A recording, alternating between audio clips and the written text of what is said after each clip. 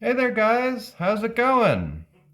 So, as I mentioned before, I've been busy this week photographing and getting a lot of things on the website. So, feel free to check that out if you want some pieces. I have more to get up, but I'll go ahead, get a head start if you want some. But I've been playing around a little bit too. And you guys know I make a lot of kind of historically motivated pieces and traditional pieces and all of that. But I think it's part to be in a living tradition, not just making pots that were made by the dead. I've heard it said that tradition is just peer pressure from the dead, and I think that's quite true and very funny. And, while it's important to remember the dead, we don't need to constantly plagiarize the dead. Tradition has to be alive. So I take a point to mess around a little bit and make something my own. So I took this, what was pretty much a buggy jug type form, but decided just to put a weird little spout on it.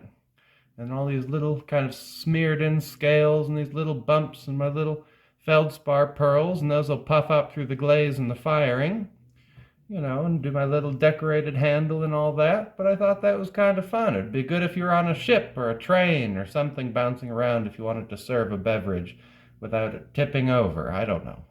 I just thought it'd be fun. Wanted to know what a buggy jug would look like with a spout. But then something even a little more different.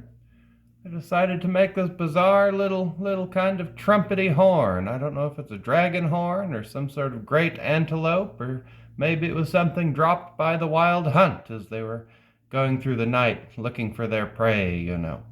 But, I just decided, well, I'd go and play with that. And that's just a big, long pinch pot, actually. That's, people think of a pinch pot as a little thing that children might do, but, well, I suppose I'm just a big child, but, but, I've grown a bit. But, it's just a great big pinched form, and I've shaped it and carved it and all of that.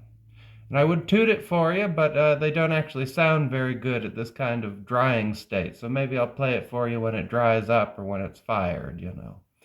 But I don't know, I thought that was kind of fun anyways. I think it's important not to fall into a rut, not to get that kind of creative block, and just to play around and make something new.